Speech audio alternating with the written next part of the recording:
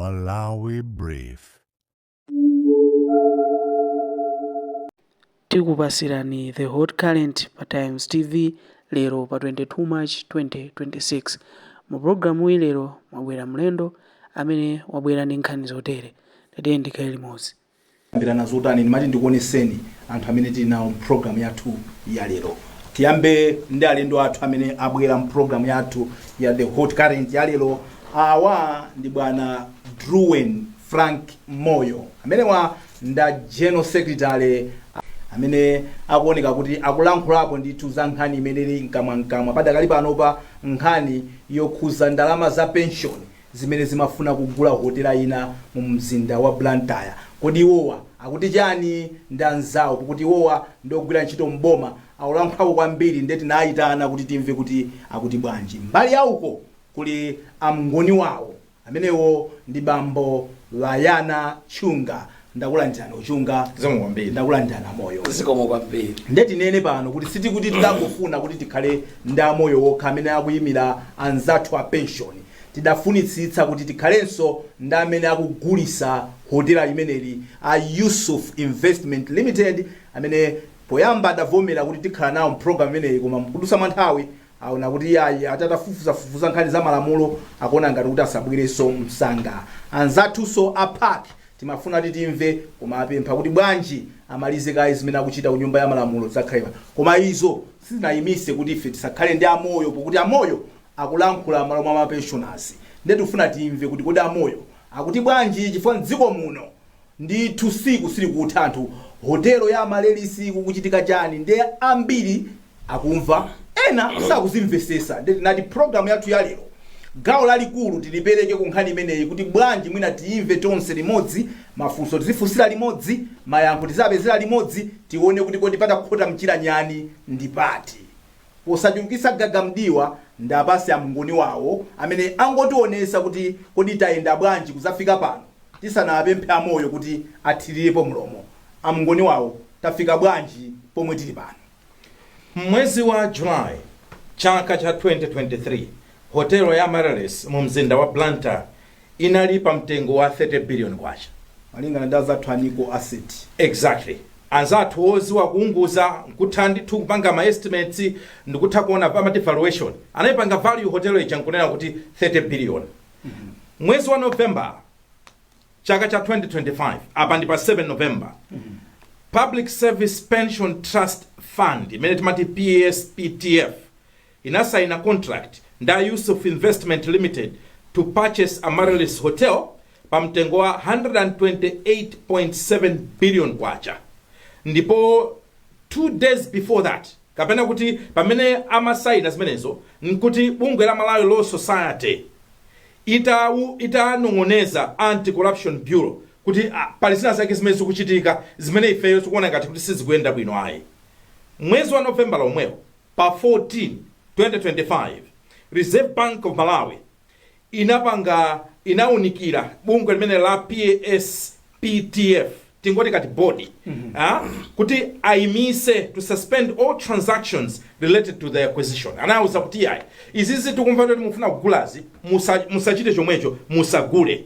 Panali pa 14 November 2025 koma patangopita masiku atatu pa 14 November mchaka chomwecho cha 2025 ankwenda viwi kunachitika zinthu Pa 17 sobana. pa 17 November 2025 awawa a Public Service Pension Trust Fund iwo anapitirira ndikugula hoteloyo posalabadira kuunikira komanso malangizo amene anaperekedwa ndi boma kuzera mu Reserve Bank of Malawi. Pa 19 November 2025 Malawi Law Society bungwe limene lama anzathu azamalamulo mdziko muno inafotokozera anzathu wa Anti-Corruption Bureau bungwe lofufuza nkhani zaziphuphu ndi katangale mdziko muno kuti yayi taunikirani tunkhani tafufuzani pali zina zake zimene tikuzikayikira.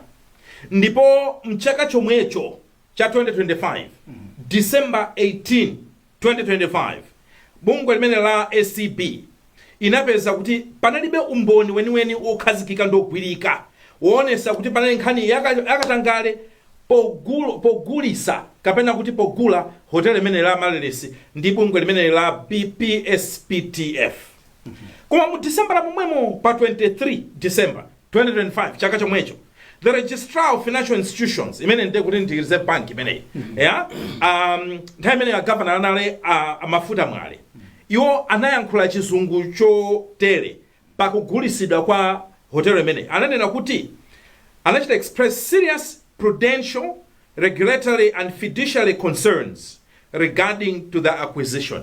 Ndikuti iwo amaona kuti pali ma serious issues onena kuti simungangwa kungwaponyera ugwayi. Nkhani zokhuzana ndi malamulo, nkhani zokhuzana ndi kaunisidwe kaendesedwe ka zinthu zimene zimayenera kukhalira pa nkhani za makobiri, anaona kuti zinthu sizinaende bwino ayi.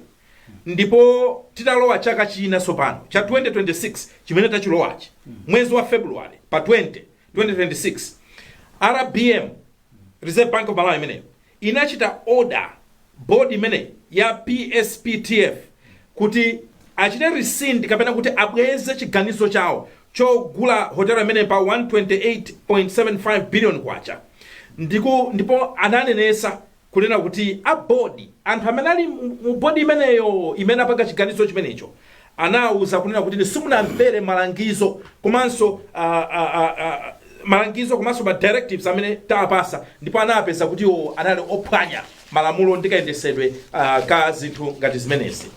Tipitirize kuti mwezi wa Marichi sopano pa 10 2026 the Public Accounts Committee in the bungwe la ku parliament lija inachita launch a public inquiry into the sale. Anayamba sono kafukufuku wakugulu oti anthu aone komanso anthu azimverere kuti kodi chinachitika nchani kuti ndalama zimene za ma pensioners zigule hotel imeneyi. Ndipo pa March 12 2026 the Public Accounts Committee hearing inapitilira, ndipo the acting director general wa SCB Gabriel Chambers anakaperekera umboni kumeneko. Mwina poti ndi zambiri mwina ndingoyima kaye pamenepo mwina mungoti uzako Reserve Bank sopano yapatiriji kuti anachijani mwina poti nauso nakafika kumeneko mwina chapelekeza pamenepo. Yes, governor anapita konso kumeneko. Ndipo iwo anayusa committee imene ya parliament ya Public Accounts Committee PAC kuti the Public Service Pension Trust Fund inachita dala kusamvera malamulo komanso ganizo limene lokuti ayimise kugula kwa hotelo ya Amarelesi. Ndipo anafotokoza mchingerezi chotere kunena kuti an act of disobedience bordering on arrogance, kuti ukunali kusamvera ndipo ukati ukuonesese kumoneka ngati kuti kukuyenda munzere wa mwano kukula mtima kuchita dala. He stated that his office had issued a clear order to stop the transaction. Iwo ananena kuti kala atatu nachita kulemba kuwauziratu kuti anthuwa asagule hotel imeneyi, koma ma trustees a board imeneyi anapitiliza ndipo akuti kachitule kawo kanali akuti Usain Bolt ati kunali speed ndithu ausadiso ya masewera pakachitidwe kake ko pasiso ngakhale nkhawa komanso mafunso kuti koma speed imeneyi nchifuka ninji, raising concerns about governance and potential misuse of pensioners fund. Ndipo apatrijiwo anafunsanso nkhani ya due diligence kunena kuti ndondomeko imene idagwiritsidwa ntchito pofika pa manambala wa komanso kayendesedwe ka process yonseyo yokugula ka hoteloyo, anayiona kunena kuti it relied on advice from a firm that spent one day analyzing the transaction. Akuti tu bungwe limene analipempha kuti lathandize maganizo a bodiwa akuti inangokhala siku limodzi basi nkuona kuti ma calculations awo abasi gulisa gulani. He emphasized that the pace of the transaction was surprising given its size and complexity. Anaona kuti koma mukaona ndrama kuchuluka kwa ndramazi simungangopanga zinthu zokhanga zongofulumira choncho simungatero. Pomalizira, Reserve Bank of Malawi komanso anzathu a Financial Intelligence Agency managed to freeze 72.6 billion imene ichita freeze on the initial 90 billion, leaving out 17.4 billion. I think mwina ndiyene pamenepo chabwino mwayimira pabwino angoni wawo atifotokozera kuyenda kuchokera ku 2023 pamene panakhala chidwi chokuti mwina anzathu awa pension amene aku mu program yathu yalero akuyimiridwa ndi amoyo adaonesa chidwi chofuna kugula ndithu hotelo imene tadumba zambiri koma timangopereka chitustuzi chifukwa I think idazayenda so idazasuntha mu 2024 atazayipanganso value inazafika I think pa 40 billion koma ndithu board imene inali nthawi imene yoyo yakumwenda adani akuti ayisagula and maminitsi amenewo asowa maminitsi amene analemba amenewo amene analemba pa 17 January 2024 amene anati sitigula maminitsi amenewo ma board minutes amenewo adasowa. Na takubweresani inuyo amoyo ngati mbali yokhudzidwa kwa mapensioni mwakhala mukulankhula nthawi yayitali itabuka nthawi imene iyi mwakhala mukulankhula ndithu mwaperekapo kalata ndithu ku nyumba ya malamulo kukhuza zimenezi mwalemberapo ndithu mabungwe osiyanasiyana kuti akumveni nimati ndimve inuyo mukubwera mu bwanji mu nkhani imene iyi amoyo ndi bungwe lanu la Secondary School Teachers Union. Choyamba tiyamike kuti mwatiitana eni yake ya ndalamafe nzanu ndalama zindi zathu. Choyamba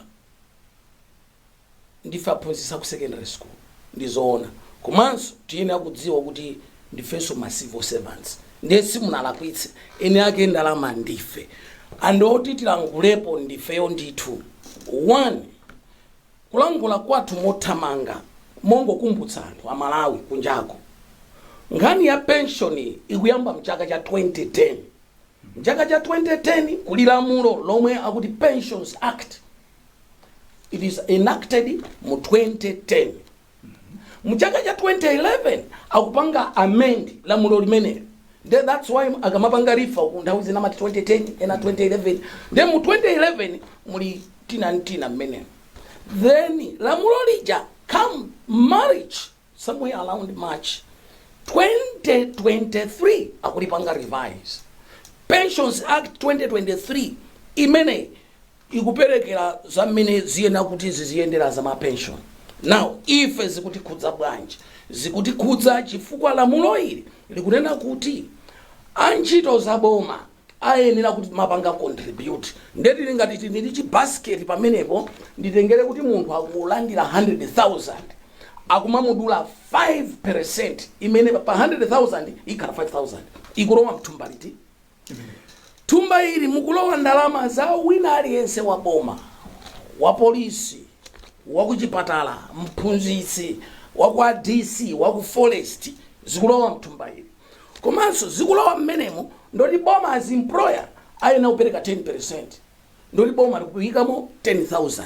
Ndoti muthumba ili ku munthu mmodzi akumakhala ngati akulandira 15,000 kwacha pa ndalama za zomwe zikulowa mthumba ili.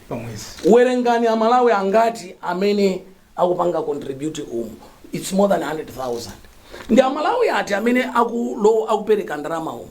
Ndi a Malawi amene pa 1 July 2017 adali atakwanitsa zaka 35 olo kuposerapo. Ndoti 35 years awo kulowera pansi akuponya ndalama umu. Komanso a Malawi onse amene analembedwa ntchito pa tsiku limeneli kapena mpaka na panopo. Mutati muone apopo ndoti ndi Malawi ochuluka. Now ife ndi Secondary School Teachers Union mubomamo muli ma union osiyana muli tumu muli CSTU imene munatuka ichi kuyamba mulali nonse limodzi tumu kenaka munagalukira tumu the Teachers Union of Malawi. Teachers Union of Malawi sitidagalukire kubwera kwa sestu tidabwera malingana ndi kuti zigwirizane ndi ma developments amene amapanga unfold government. Ningopatsa ndi chitsanzo chimodzi kunabwera Directorate of Secondary Education amasonyezeratu poyera boma kuti tsopano mwakula inuyo tikhale sector uko because special uniqueness ya za ku secondary school ndi za ku primary nzosiyanako. So ma challenges za ku secondary amene ayena kuwadziwa ndi amene ali ku secondary ko osati wina amene ali mbali naye. That's why kubadwa kwathu ngati Secondary School Teachers Union tidabadwa moyenera mogwirizana ndi alignment ya ma changes za kuboma tipitirire. Now chomwe tikunena nchakuti muthumba ili la ndalama ili boma linakhazikitsa bungwe lomwe tikuti Public Service Pensions Trust.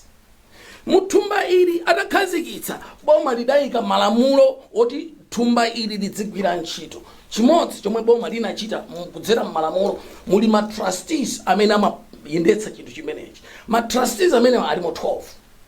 Boma ngati employer lili ndi 6. Ma workers nawonso 6. kutanthauza kuti boma limasankha 6 kuchokera ku boma. Inuyo ukuku ogwira ntchito mboma mayina muperekeso mayina anthu ena 6 mayina kuti akakhalepo onse pamodzi 12 amene agula hotelayi 12 amene masankhawo. Nkhani ndi imeneyo boma 6 uku ife mbali yawo ku 6 choyamba mwagula nawo mesa mayina munapereka ndi inuyo 6 yawo. Nkhani pamene pakhotera mchira wanyani mpamenepo mu union mukutanira ku ma workers ifeyo ngati antchito mboma moti amene adapitira ma trustees awawa ma proposed names sitikudziwa awasankhidwa mu October wadasankhidwa 6 awa ifeyo ngati secondary school teachers union ni ma union enanso kunjako amene akuyimira antchito mboma sitikudziwa adasankhidwa motani akudziwa ndi ndani. There was need kuti ifeyo tikhale consulted komanso pakhale kuti tikufuna tisankhe anthu chifukwa ndalama zili zomwe akupanga si za bungwe limodzi la union latonsefe regardless of our differences pamafunika kuti tikumane tisankhire limodzi tiunguze limodzi kuti awamboyenera ndokhwima mmutumu chifukwa nkhani itu siyamasewera. Koma zimenezo munena lero mutadziwa zonena kuti kwasankhidwa ma trustees oyimirira ino ogwira ntchito maka ino aziphunzitsi ndikupezeka zonena kuti inu simukudziwa kapena kuti munkayikira ndondomeko imene inakuyisidwa ntchito inuyo funali pofuta kotani kuti mukafunse ndani kuti muzituluka pano izizi zitachitika hotelo itapita. Sitikudabwa lero yayi ndanena kale kuti ichi chimwina ndichilanguliretu apa problem yomwe ili mbali ya boma kwathuku nga ife ndifolembedwa ntchito kukhala ngati recognized unions oyimira antchito za boma omakhala ngati awiri a Teachers Union of Malawi ndi CSTU. This is dangerous. Ichi chaonetsa malonda amene anachitika pa aonetsa weakness ya representation. This is unfair representation. There was need to be consulted. Boma likuchita recognize Teachers Union of Malawi of which you were part of pano munachokako munayima ngata secondary koma anzano ena likonko ndekuti aphusa ku primary they still called teachers. They didn't change to primary school so they are still called teachers. So boma in its thinking ikona kuti kuchita be consult aphunzitsi amene mulipo ambiri. Mbali nayo kuli Civil Servant Trade Union CSTU. Ndi mukunawo kuti ndi mabungwe awiri amene wawo amene amafusidwa kwa anthu 6 amene amachokera representation ya inu ogwira ntchito. Ndimene zilili chifukwa if we were not consulted mudandaula pati tikudandaula kuti this reveals unfair representation. There was need my union onse agwira ntchito mboma tikhale pansi regardless timamvana kasiti kuvana tidakaiwala zimenezo nkusankha kuunguza kusankha ndoyenera. Look now tabetsa ndalama ndiye opangisa zimenezo ndani kuti nonse mbwere pamodzi ndaboma kapena ndi nokanoka kuma workers union na feso tili ndi vuto tikhale pansi timvane chifukwa we are a divided house. That's why akuti ndi amasuku pamutu so what we are saying here is inuyo nkhani itangophulika ndamene mukuyankhula kwambiri chifukwa chani chifukwa choti mulibe representative wanu mkatimo amene ena khachetewa akuiziwa mwina nkhani bwinobwino kuposa ino. Ndikuwuzeni chinthu ichi pa nyumba pabwera akuba uli ndi agalu ako awiri agaluwo sakuuwa iwe ndiwe kagalu ndithu kakhala pambalipo ukuona kuti kuli mbava nawenso mbava sizithawa. Chomwe ndikutanthauza nchakuti ife ngati ma union tili ma watchdogs kumapanga monitor kupereka role ya oversight responsibility role pama zomwe zili pabungwe ngati limeneli boma lili ndi gawo lake ife timayina kumapanga monitor watching whatever is there ngati pali cholakwika china ma observations tiyena kuti titule nkhawa zimenezo zikonzedwe. Now what we have done is very excellent. Chinachitika ichi pa 19 February tidalemba kalata tidalemba kalata communicate daili ponyandi tupena pali ponse and you will agree with us kalata ukachita motero ngati muli mfundo anthu amayamba kukopeka kumati asuzumire muli zotani. Tiyamikire pa 20 February Dr. Patrick, Reserve Bank Governor, responded to the same. Chifukwa chomwe adayankha chidasonyeza kuti adamva ngakhale timaoneka awochepa adamva kulira kwathu. Adapanga malira chani timalira kuti magulidwe a hotelo imeneyi adachitika mweupandu mweumbava.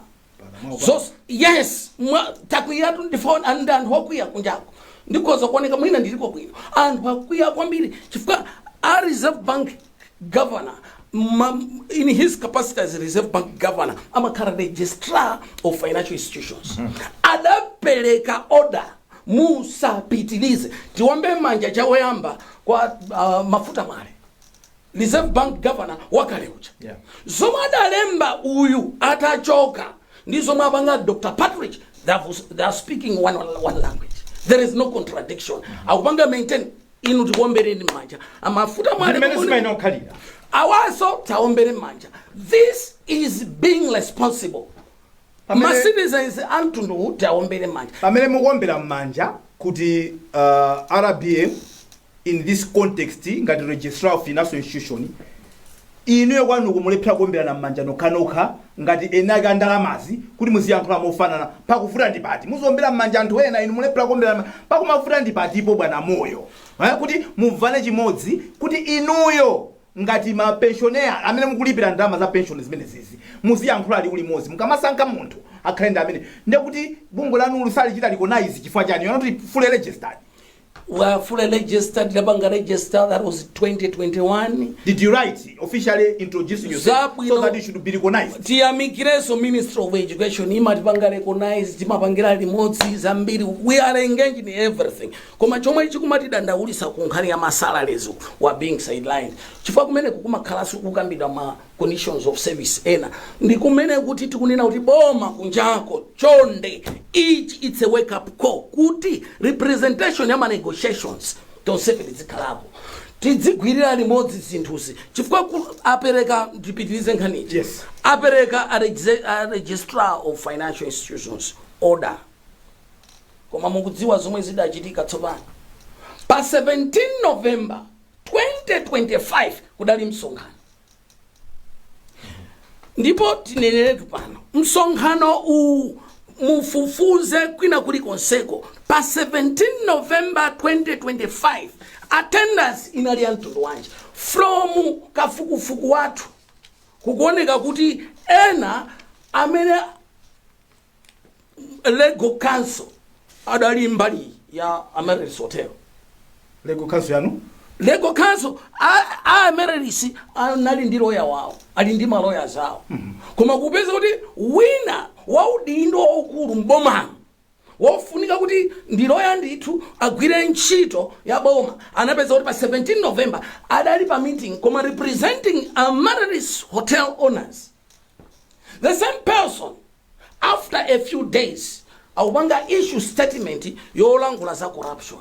Ndana amene Silibisa pano a Gabriel Chambers kutamva ku parliament kodi iwo tifanye kuti femu yawo atakasiti zikuonzana kuti anthu azimvesa chithunzithunzi femu yawo imathandizira kupanga due diligence I think ndi aujeni kufotokoza kwawo ndi chifukwa chake mwina amapezeka kuti ali mbali naye amapereka report kumene koko komano uku mukudandala kuti nkhani yomwe ife makapezano mu office mwawo ngati ngati ACB director acting ACB director kuti aone ngati pali nchitidwe wina uli wonse wa abuse of office kapena waujeni wakatangale umene anana kuti padalibepo. Is that what is your concept? Chomwe ndikufuna ndilankhule ndichi andi mundimvesese mu malamulo a Pensions Act 2023 akulongosola zokhuzana ndi conflict of interest zili ngati olo judge ukamakhala kuti uyu timweruzayu ndikumudziwa pali relationship ikena umaneno ine iyayi ndasamba manja nkhani isandikhuze pabwele ena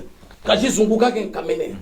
Now in the same way we were expecting the acting director of ACB kuchoka kuti iyayi nkhani kundikhudza ndisachite komano went on uku ali limodzi representing Ameris Hotel kenaka a law society tikombereniso mmanja law society mudagwira ntchito chifukwa munena kuti pali fungo lauti anthu akuchita phwando la akakowa pa ndalama zamene adapanga choncho the same person now changes jacket lake auvala ngati director acting director of LCB auvomera auti ndipanga ndione kafukufuku kuti ize pali ukathyali wina uliwonse wachitika kenaka goes further regardless nkupanga advice nkunena kuti ife mene taonera tikuone kuti sitaonepo zaumbanda zina zilizonse so I have no problem and nkupanga lifa kwa attorney general kuti I have found no problems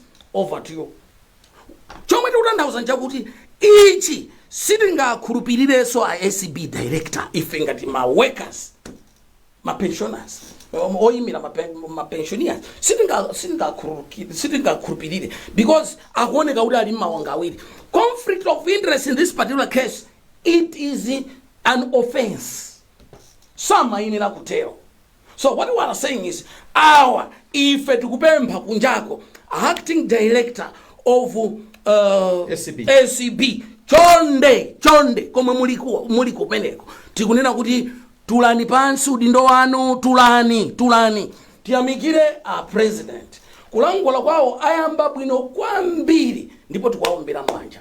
This has been an excellent start. We need to support the president. How should we be supporting? Anongadawa as atalikira a president. Nongesa. A president mwayamba bwino tikukombereni manja asunthekaye. China tisanapite kutali.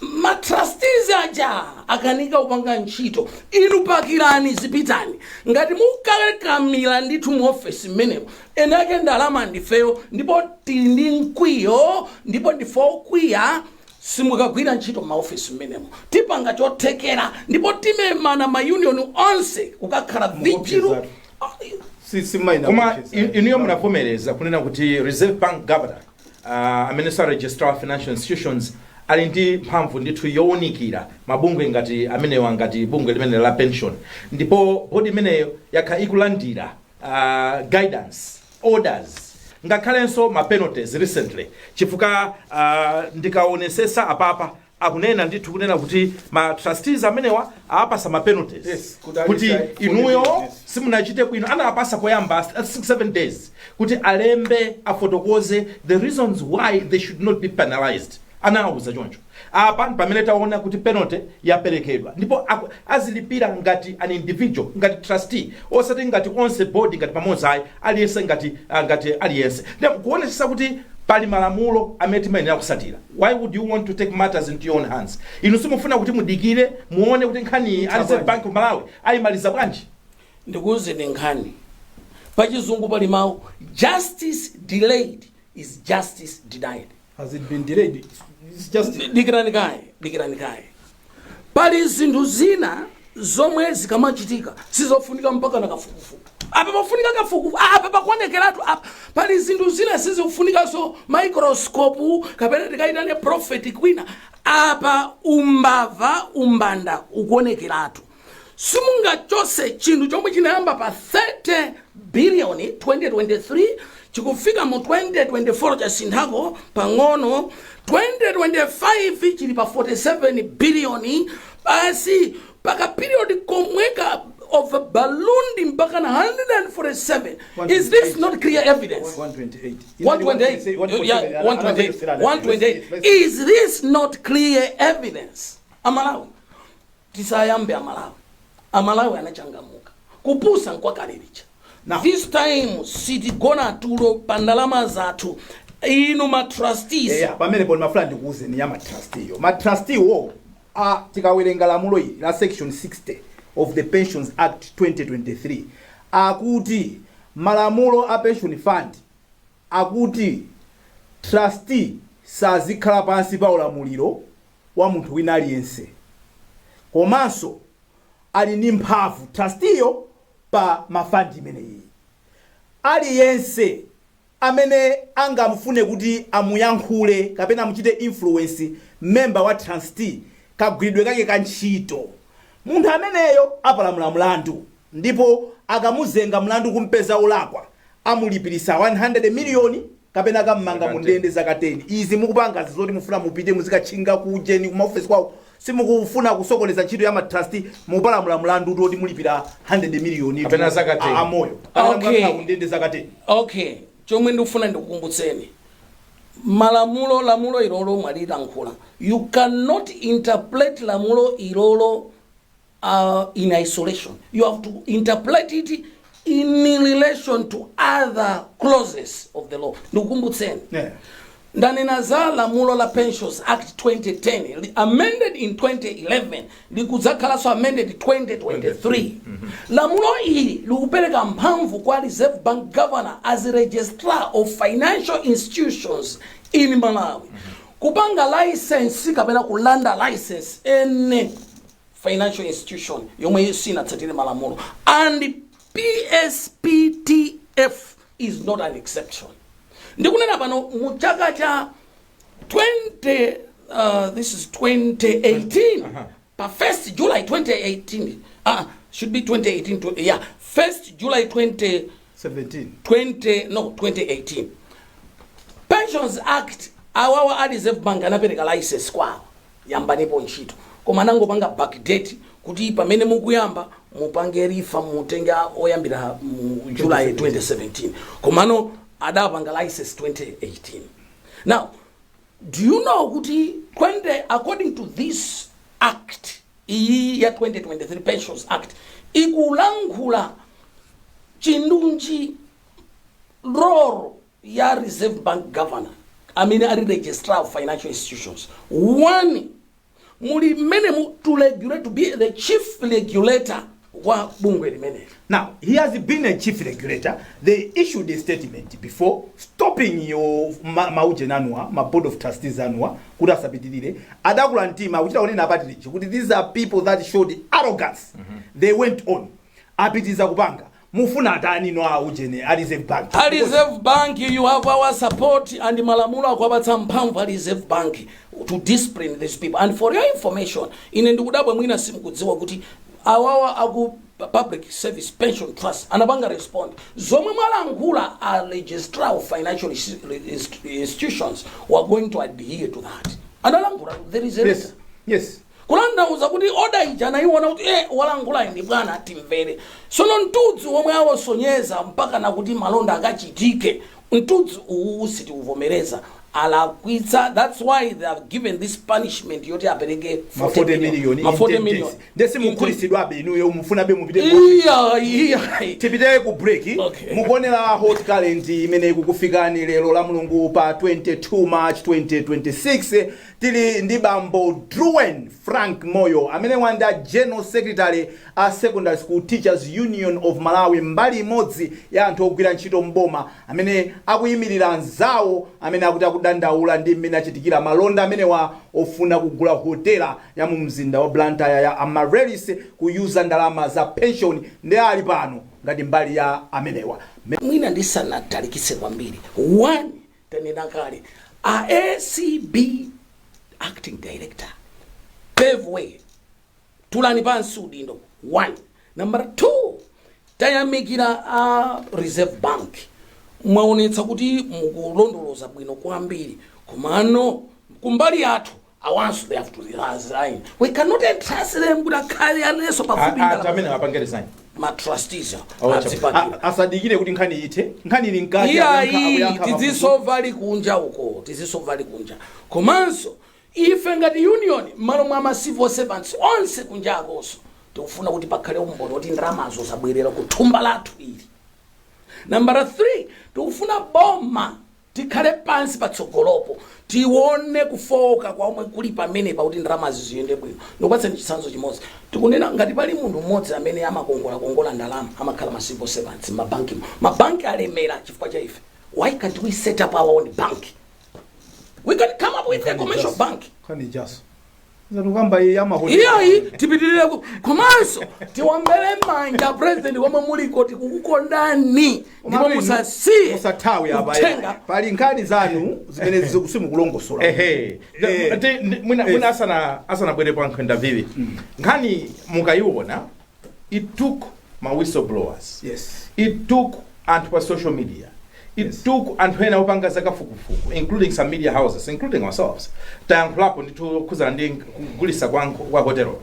Koma eni yake inuyo. You find kunena kuti kuambira kumweko anthu akhala kumanena, for lack of better word, you've been sleeping. Yes. Now mutha kumanena ndithu ma semantics. Here in the committee ina kandi gulu lina chana, koma at the end of the day anthu akumanena kuti kodi eni yake andramazi.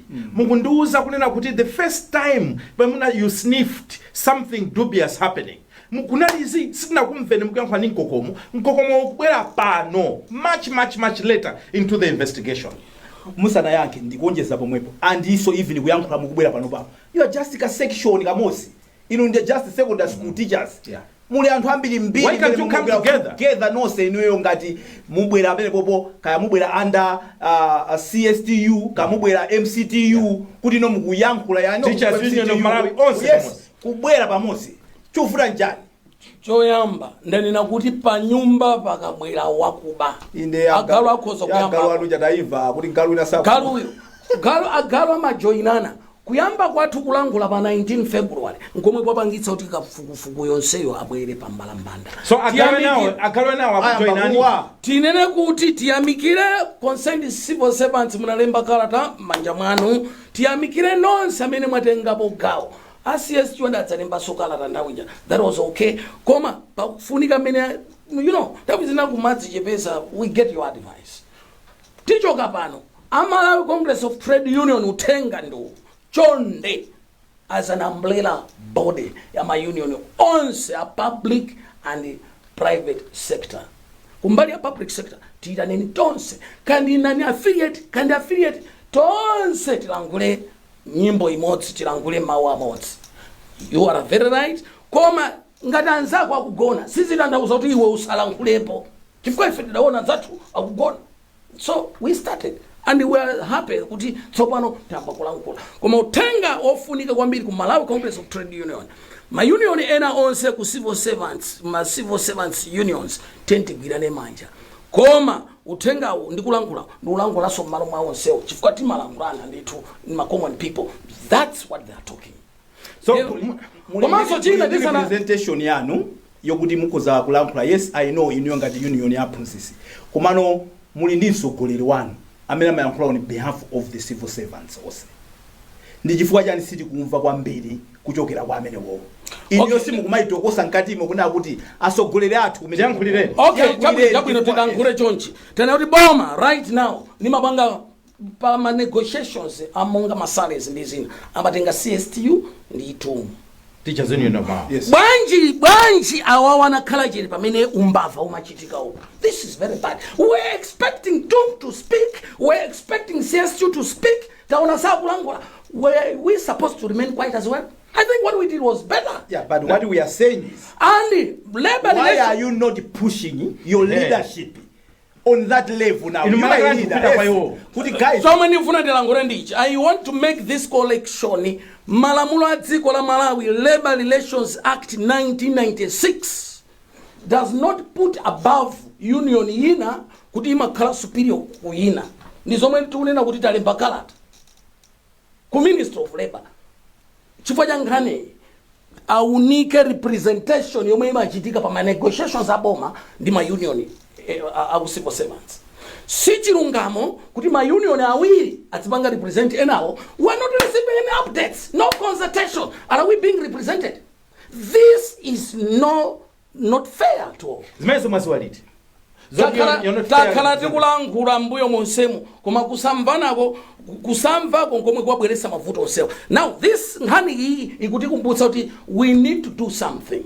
We need boma chonde zomwe zachitika ku Emirates Hotel. It's a wake up call. Do not just trust two unions. Allow the entire team for this other side. Public unions, my civil servants unions. This shows a very dangerous gap that is there.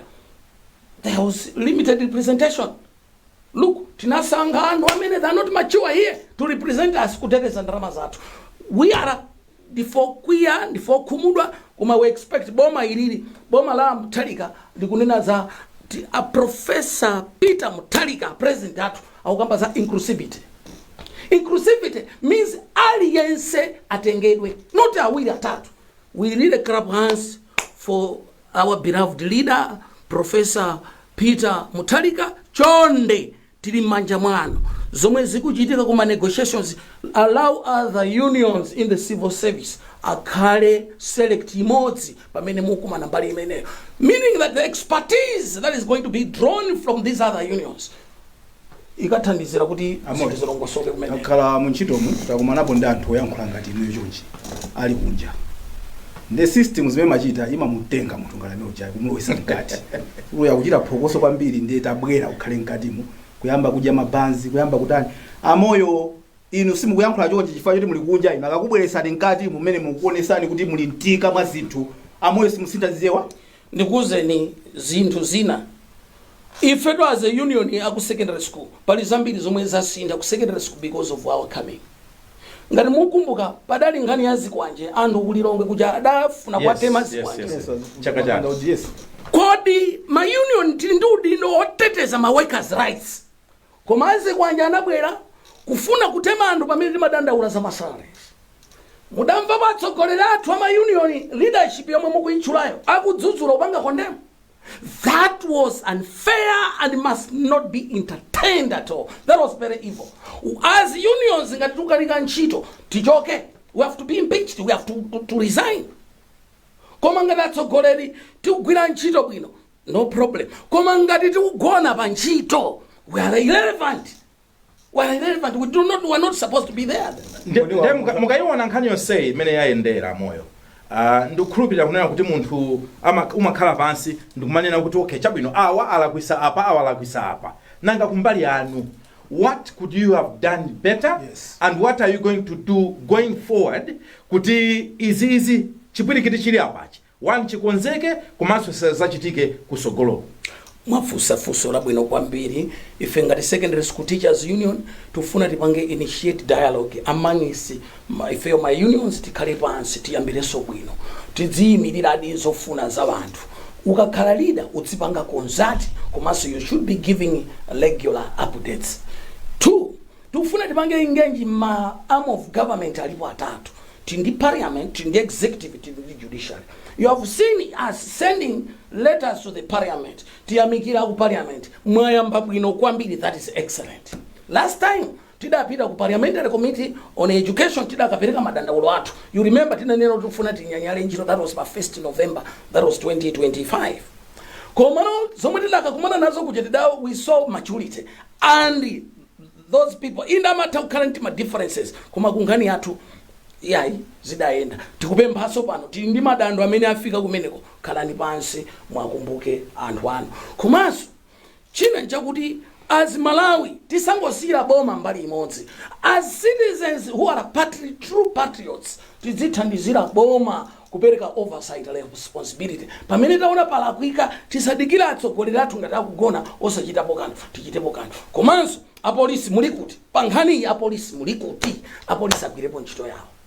Koma ndisana iwale nditengereko somwayi kuli yafikapo kodi pote kuti apolisi agwire ntchito agwire bumboni ulipo. Koma ndisana iwale pali akakofunikira kwambiri chifukwa anthu amodzi amene akuvutika kwambiri kunjako ndi aja timati ma self upgraded teachers amene ajaso pamene budget yikudutsa aufunika special consideration akankankhani kuti babo ilipo nkhani imene mboma limanena kuti yasinagwirizane kuti amene akupanga upgrade yekhazi ziyenda bwanji. Awo special consideration president chonde tili minda ndabwerera ya malelisi ikuoneka kuti alowesa ya banki akulowesa ma promotion awa masefa upgraded anapanga kale promote anapanga kale promote somapanga ka upgrade kodi muna kulilongwe kodi sanapita kuuje ni kuchitipa so ifa cholongolola so kwambiri koma aphunzitsa wawa anapa sakariti ma promotion ndi kunangokhala kumalizisa tufuna budget ikangotha a president chonde komwe muliko ananu tagwira mwendo tinabwerera ya malelisi amoyo ayamba kutia apezera mpata kuti ankulenda ukakhala mtsogoleri ndi chonde kuti akule akondera chinthuchi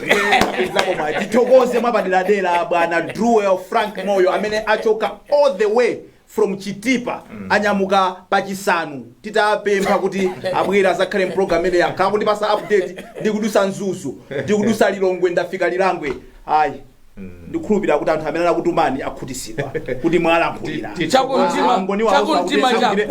zati mwadusa mapothole angati. Ndi zimenezo zokhuza hot current ya wiki ino.